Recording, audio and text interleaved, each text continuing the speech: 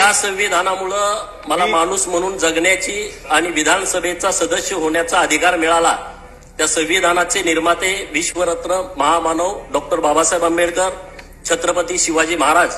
Punyashlok Ahilyadevi Holkar, Subhedar Malharrao Holkar, Maharaja Yashwantrao Holkar, Mahatma Jyotiba Phule, Savitribai Phule, Annabhau Sathe,